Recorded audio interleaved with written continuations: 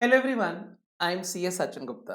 हम लोग आपके साथ कुछ टर्म डिस्कस कर रहे थे प्रीवियस वीडियोस में म्यूचुअल फंड से रिलेटेड। आज के इस वीडियो में बहुत इंपॉर्टेंट टर्म एनईवी को हम डिस्कस करने वाले हैं। एनईवी का फुल फॉर्म रहता है नेट एसेट वैल्यू। एनईवी का उपयोग इन्वेस्टर म्यूचुअल फंड से होने वाली रिटर्न को असेस करने के लिए करता है। साथ में एनईवी से किसी भी म्यूचुअल फंड की परफॉर्मेंस असेस या डिटरमाइन की जा सकती है। एनएवी को समझने के लिए एक छोटा सा एग्जाम्पल लेते हैं। जैसे एक न्यू फंड ऑफरिंग था जो करीब करीब 1 महीने ओपन था। उस न्यू फंड ऑफरिंग में म्यूचुअल फंड ने पब्लिक से 100 करोड़ रुपीस रेज किए। अब इसको वो 10 रुपए से डिवाइड कर देते हैं, क्योंकि आमतौर पर एक यूनिट इनिशियल 10 रुपए में सेल की जाती है। यहां से म्यूचुअल फंड के यूनिट्स आ जाते हैं 10 करोड़। अब जिन जिन इन्वेस्टर ने जितना अमाउंट दिया था उसके अकॉर्डिंग उनको यूनिट्स अलॉट कर देते हैं। म्यूचुअल फंड ने मान लीजिए आज उस पैसे को स्टॉक मार्केट में इन्वेस्ट किया, और शाम को जब उन्होंने अपने कॉर्पस की वैल्यू निकाली, यानी कि इन्वेस्टमेंट की वैल्यू निकाली, तो वो 110 करोड़ आई।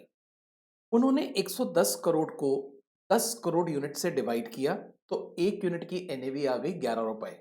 इसका मतलब जिन लोगों ने 10 रुपए की एक यूनिट ली थी, आज उसकी वैल्यू 11 रुपए है, यानी कि उनको रिटर्न 1 रुपया मिल गया। ऐसा भी हो सकता है कि इन्वेस्टमेंट की वैल्यू कम हो जाए, तो एनएवी 10 से कम भी हो सकती है। Association of mutual fund of India ने हर एक म्यूचुअल फंड को बोल रखा है वो लोग एनएवी डेली बेसिस पे निकालेंगे, क्योंकि एनएवी डेली बेसिस पे चेंज होती है।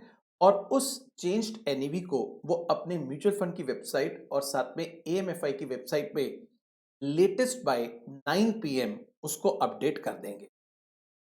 एनएवी बेसिकली स्टॉक प्राइस से डिफरेंट होता है। एनएवी बुक वैल्यू इंडिकेट करती है और stock value market value indicate करता है। इसका मतलब क्या है? किसी भी म्यूचुअल फंड की जो एनएवी है, अगर आप उसको म्यूचुअल फंड यूनिट से मल्टीप्लाई कर देंगे, तो इतने की नेटवर्थ उस म्यूचुअल फंड की आ जाएगी। लेकिन शेयर का जो मार्केट प्राइस होता है, वो बेसिकली डिमांड और सप्लाई के ऊपर बेस्ड होता है। वो मार्केट सेंटिमेंट्स के ऊपर बेस्ड होता है। हो सकता है उस शेयर की बुक वैल्यू उससे कम हो या उससे ज़्यादा हो, लेकिन म्यूचुअल फंड की जो एनएवी होती है, वो म्यूचुअल फंड की बुक वैल्यू को इंडिकेट करती है। मान लीजिए आप आज 3 बजे से पहले पहले म्यूचुअल फंड को सेल या परचेज करते हैं, तो आपको आज की क्लोजिंग एनएवी के बेसिस पे प्रोसेसिंग मिलेगी। लेकिन आपने 3 बजे के बाद दोपहर में कोई भी ट्रांजैक्शन या कोई भी ऑर्डर प्लेस किया, तो जो भी नेक्स्ट वर्किंग डे है उसकी क्लोजिंग एनएवी आपको अप्लाई होगी। लेट से फ्राइडे का डे है, आपने कोई भी ऑर्डर प्लेस किया सुबह 11 बजे, 12 बजे, 1 बजे दोपहर में, तो फ्राइडे की जो क्लोजिंग एनएवी है उसके बेसिस पे आपके ट्रांजैक्शन को प्रोसेस किया जाएगा।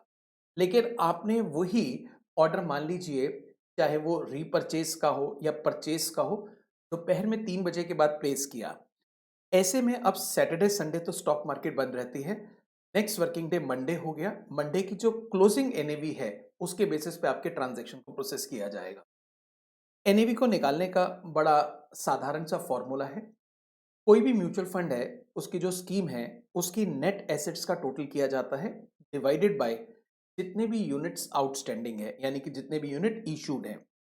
जब हम नेट एसेट बोलते हैं, तो इसमें म्यूचुअल फंड ने जो भी इन्वेस्टमेंट कर रखी है उसकी मार्केट वैल्यू ले लेते हैं।